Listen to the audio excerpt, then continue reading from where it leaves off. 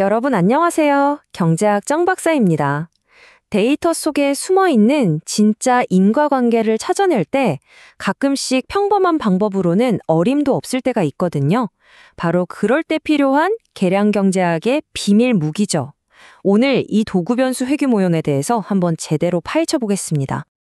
자, 오늘 우리가 갈 길은 이렇습니다. 먼저 내생성이라는 게 대체 뭔지, 왜 이게 골치 아픈 문제인지부터 시작해서요. 이걸 해결해줄 도구 변수라는 영웅을 만나볼 겁니다. 그리고 이 영웅이 쓰는 기술, 2단계 최소 제곱법을 배워서 실제 담배 수요 문제에 한번 써먹어 보고요. 마지막으로 이 강력한 무기를 제대로 쓰려면 뭘 조심해야 하는지 그 황금률까지 딱 정리하고 마무리하겠습니다. 자, 그럼 출발해 볼까요? 자, 그럼 첫 번째 이야기부터 시작해 보죠. 아니, 우리가 맨날 쓰는 그 OLS 회귀 분석, 도대체 뭐가 문제길래 도구 변수라는 뭔가 복잡해 보이는 것까지 동원해야 하는 걸까요? 그 이유를 지금부터 알려드릴게요. 바로 이 질문이 모든 것의 시작점이라고 할 수 있어요. 만약에 우리가 원인이라고 생각했던 변수 X가 사실은 결과인 Y에도 영향을 받고 있다면요? 그럼 원인과 결과가 막 뒤죽박죽 섞여버리는 거죠.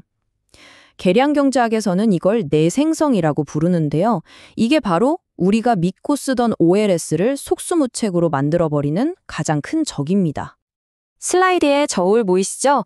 내생성 문제가 바로 이런 거예요. 우리 분석을 한쪽으로 확 기울게 만들어버리는 거죠. 전문 용어로는 편의, 즉 바이어스가 생긴다고 하는데요.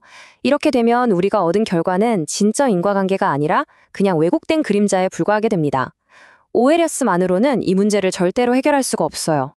자, 그럼 이 꼬여버린 실타래 어떻게 풀 수 있을까요? 바로 여기 해결책이 있습니다. 일반적인 도구 변수 IV 회귀 모형이 그 주인공입니다.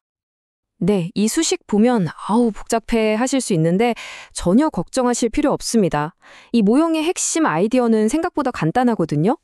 우리가 진짜 알고 싶은 건 X가 Y에 미치는 순수한 영향이잖아요. 근데 지금 X 안에 좋은 부분이랑 나쁜 부분, 즉 내생성이 섞여 있는 게 문제란 말이죠. 도구 변수 모형은요, 바로 이 나쁜 부분만 싹 걸러내주는 마법 같은 필터 역할을 하는 겁니다. 자, 그 구성 요소들을 하나씩 뜯어보죠. 먼저 Y는 우리가 최종적으로 알고 싶어하는 결과, 바로 종속 변수고요.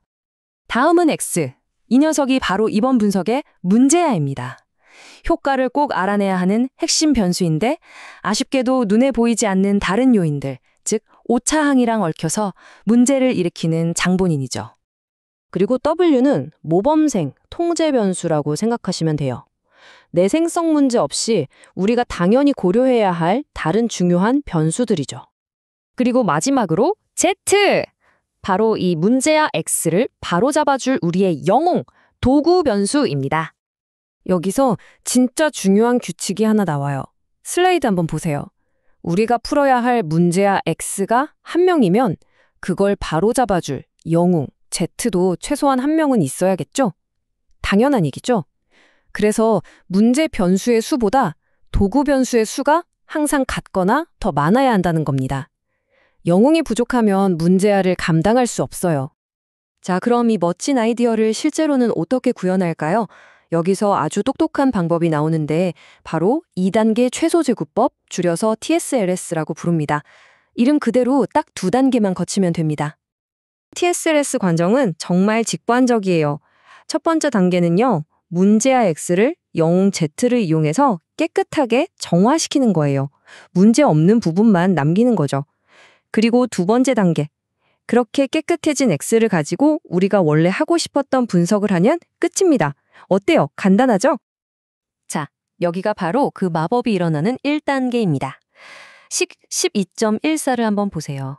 왼쪽엔 우리의 문제아 X가 있고 오른쪽엔 영웅 Z와 모범생 W가 있죠. 이게 뭐냐면요. X에서 Z와 W, 즉 깨끗한 애들로만 설명할 수 있는 부분만 쏙 뽑아내겠다는 거예요. 그러면 원래 X에 섞여있던 오염된 부분은 자연스럽게 걸러지겠죠? 그렇게 해서 탈색한 게 바로 이 새로운 X, X-hat, X-hat입니다. 그리고 이제 대망의 2단계입니다. 식 12.13을 보시면요. 이제 우리가 원래 분석하려던 식에다가 보세요. 문제야 X 대신에 뭘 넣었죠? 맞아요. 1단계에서 구한 정화된 X햇을 딱 넣어준 겁니다. 이게 핵심이에요. 오염된 변수를 깨끗한 버전으로 싹 바꿔치기 해서 분석하는 거죠. 이렇게 하면 드디어 우리는 내생성 문제 없이 진짜 인과관계를 추정할 수 있게 되는 겁니다. 자, 이론은 여기까지 하고 이게 실제로 어떻게 쓰이는지 담배 수요 예시를 가지고 한번 제대로 씹어보겠습니다. 자, 실제 사례를 한번 보시죠. 우리가 진짜 알고 싶은 건 담배 가격이 오르면 사람들이 담배를 얼마나 덜 피울까 이거거든요. 가격 탄력성이라고 하죠. 근데 가격이랑 수요는 서로 영향을 주니까 내생성이 있어요. 그래서 똑똑한 경제학자들이 세금을 도구 변수로 쓴 겁니다. 세금은 수요에 직접 영향을 주진 않지만 가격에는 영향을 주니까요. 왼쪽은 도구 변수 하나, 1번 판매세만 썼을 때고요. 오른쪽은 거기에 담배 특별세라는 더 강력한 도구를 추가했을 때의 결과예요. 자, 결과를 한번 비교해 볼까요? 왼쪽, 도구 변수 하나만 썼을 때는 가격 계수가 마이너스 1.14, 표준 오차는 0.37이 나왔네요. 그런데 오른쪽, 담배세라는 더 강력한 도구를 추가했더니 가격 계수는 마이너스 1.28로 좀 더 커졌고 더 중요한 건 표준 오차를 보세요. 0.23으로 확 줄었죠. 이건 뭐냐면 우리 추정치가 훨씬 더 정밀해지고 믿을만해졌다는 뜻입니다. 계산해 보면요. 표준 오차가 무려 37%나 줄어든 거예요. 와, 이건 정말 엄청난 개선이죠. 좋은 도구 변수 하나가 분석의 퀄리티를 얼마나 바꿔놓을 수 있는지 제대로 보여주는 사례입니다. 자, 그럼 자연스럽게 이런 질문이 나오겠죠. 도대체 좋은 도구 변수, 유효한 도구 변수라는 게 뭘까요? 마지막으로 이 가장 중요한 조건을 짚고 넘어가겠습니다. 좋은 도구 변수가 되려면요, 딱 두 가지 이 황금률을 반드시 지켜야 합니다. 첫째, 관련성. 당연히 열세 G가 자물쇠 X에는 맞아야겠죠? 도구 변수가 문제 변수 X랑 아무 상관이 없으면 쓸모가 없잖아요. 둘째, 외생성. 이게 진짜 중요한데 이 열쇠가 우리가 열려는 자물쇠 말고 다른 숨겨진 문, 즉 오차항 U를 열면 절대 안 돼요. 오로지 X를 통해서만 최종 결과 Y에 영향을 줘야 한다는 거죠. 결국 이걸 한 문장으로 요약하면 바로 이겁니다. 도구 변수는 X와는 친해야 하지만 X를 문제아로 만드는 그 근본 원인과는 절대로 친하면 안 된다는 것. 이 아슬아슬한 줄타기를 잘해야 진짜 좋은 도구 변수라고 할 수 있습니다. 그런데 말이죠. 여기서 아주 현실적인 문제가 생겨요. 만약에 우리 도구 변수가 X랑 관련이 있긴 한데 그 관계가 아주 약하면 거의 남남 수준이면 어떨까요? 이걸 바로 약한 도구 변수 문제라고 하는데요. 이건 내생성 문제만큼이나 아니 어쩌면 그보다 더 심각하게 분석을 망칠 수 있습니다. 슬라이드에 무너지는 다리 보이시죠? 약한 도구 변수는 우리를 진실로 이끌어주는 튼튼한 다리가 아니라 잘못된 결론이라는 낭떠러지로 우리를 이끄는 부실공사 다리일 수 있다는 거예요.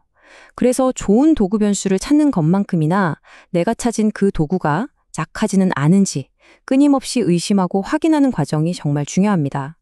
이게 바로 데이터를 통해 진실을 찾으려는 우리 모두가 넘어야 할 마지막 관문이라고 할 수 있겠습니다.